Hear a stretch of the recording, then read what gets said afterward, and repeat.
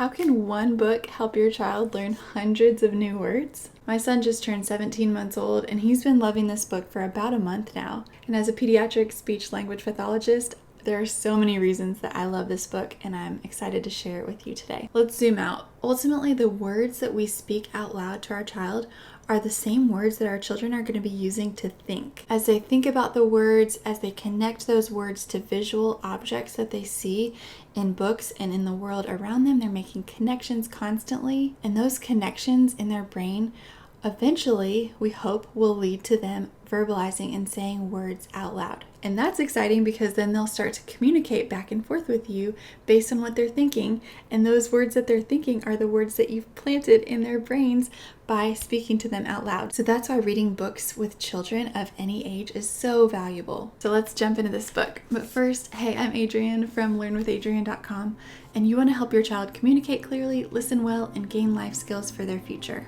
As a pediatric speech-language pathologist with my master's degree in communication disorders and as a mama, I share strategies to help children communicate that are rooted in research by demonstrating activities that work in our real day-to-day lives with our real kids on an ordinary Tuesday afternoon at home. I believe that your thoughts matter and your child's thoughts matter. Here's what the book looks like on the inside.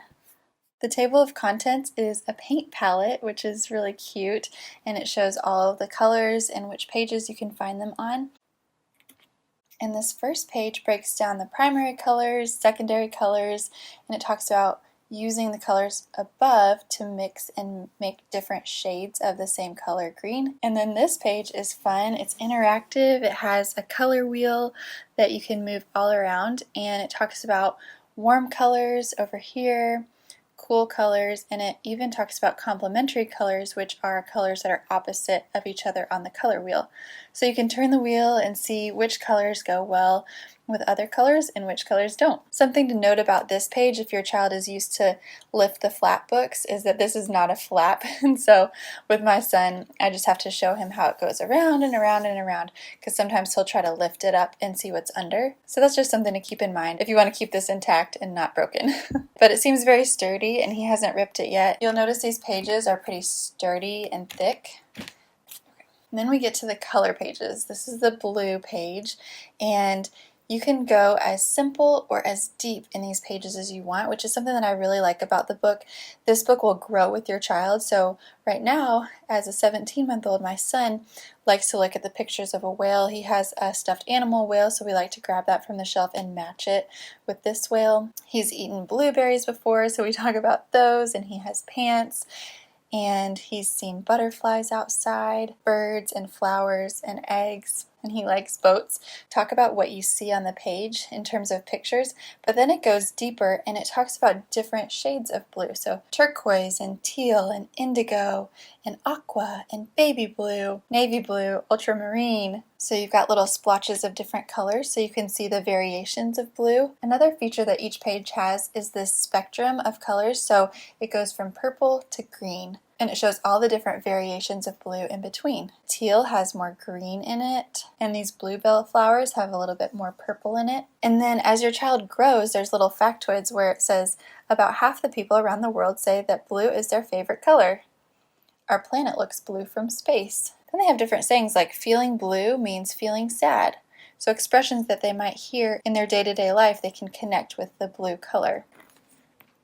So as you can see, each page has beautiful illustrations and common things that they'll see in their day-to-day life, like a car, avocado, an apple, and then maybe some not so common things that they don't see every day, like an olive or a pistachio, a little boat in a bottle. And I find myself learning new things, and this is just a really enjoyable book. For example here, human eyes can see more shades of green than any other color.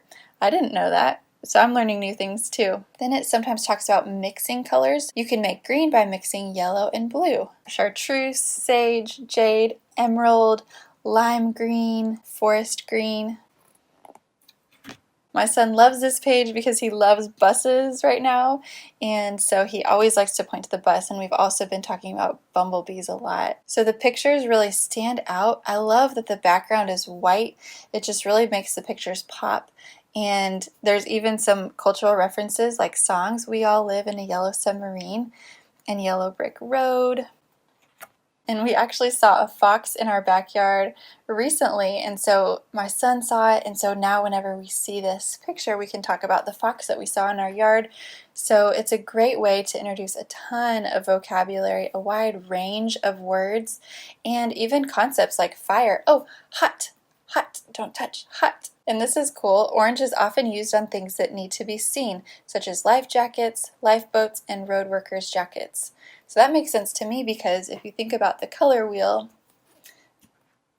orange and blue are complementary colors, so they stand out when they're paired against each other. So that makes sense that the life jackets would be orange, so they would stand out against the blue water.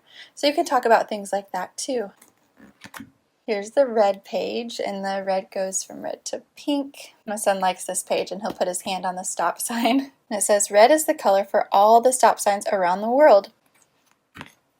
So then pink and purple each have a half page there. And tickled pink means very pleased. And you have black, gray, and white, and brown. And then you have this page all about mixing colors. And so it describes when you mix two or more colors, each new color has a new name.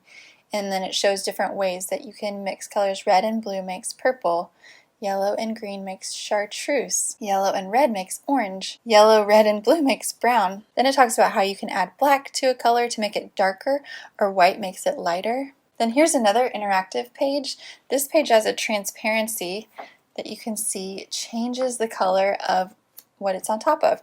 So for example, this orange starts out pink, and then you add yellow to it and it becomes orange. And so this page is really cool. Their shirts change colors when you do that. It's really fun and interactive. My son loves flipping through this page, and it feels different than the other pages. And by the way, this book is not a board book. It has really sturdy cardstock-like pages that you could easily wipe down, and they're not going to rip or crumple very easily. So I like that about this book. Then you have the moods and meanings pages where it talks about different moods that colors can bring out in you. For example, blue is calm, confident, cold, peaceful, reliable, and bluebird means that happiness is on the way. This is a fun fact. Orange is the most common hair color for orangutans, but the least common for humans. And then it has expressions of speech like once in a blue moon, green around the gills, in the pink, and it tells what each of those mean. And then on the last page you have this beautiful spread of all the different colors in a tree. So all the leaves show a different color, and it's just such a beautiful book to look at, and lots of pictures and things to talk about and relate to your real everyday life. I think this would make a great gift.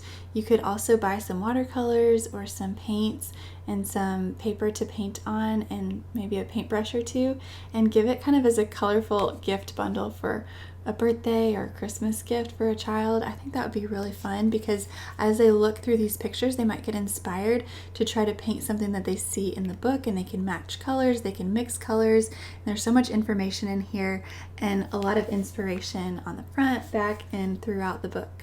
And this book is part of a series of other books. There's a big book of ABCs and the big book of numbers.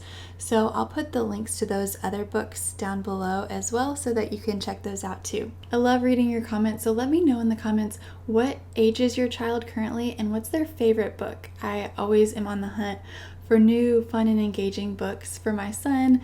We love reading together, and it's something that I cherish with him, so I love your suggestions for book ideas. This video is part of a longer playlist of lots of videos that I've created all about reading books with toddlers. Even if your toddler is super active and squirmy and won't sit still for a book, I have strategies and ideas for you, and just know that it's okay if they're on the move while you're reading to them. You can still read to them, and they're soaking in those words, and every once in a while they might pop in and look at a picture, but continue reading to them even if it's not that ideal picture perfect, them sitting in your lap and you snuggling all cozy reading a book. It doesn't have to look like that. In fact, a lot of times with my son, we're not sitting together. He's doing something else, playing with toys, and I'm reading to him. But a lot of times he does love to sit in my lap and turn the pages with me and listen and kind of snuggle in as he sucks his thumb. So it doesn't matter if your child's really active and doesn't seem interested in books, or if they want to cozy up and snuggle with you, you can still read to them either way.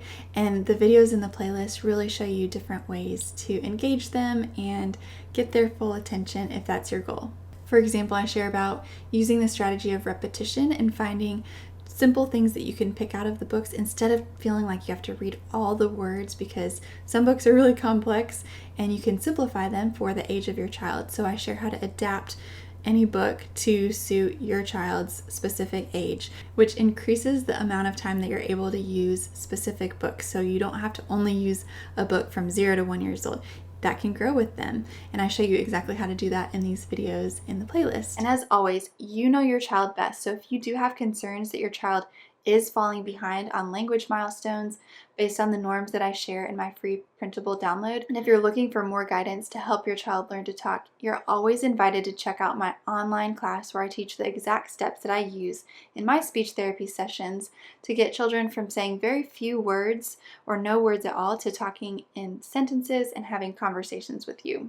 And if you're brand new to my YouTube channel, I share lots of videos like this and others where I teach exactly how I read books to toddlers or young children to teach them new vocabulary, as well as speech therapy strategies that I use with my own son to help him learn new words and learn how to communicate back and forth, how to increase eye contact, attention span, cognition, so many things. Look around on my YouTube channel and you should find something that will help you connect with your child on a deeper level. Thanks for subscribing, for liking this video, and sharing with your best friend. Remember to grab this free download in the link in the description of my video, and I'll see you in the next video.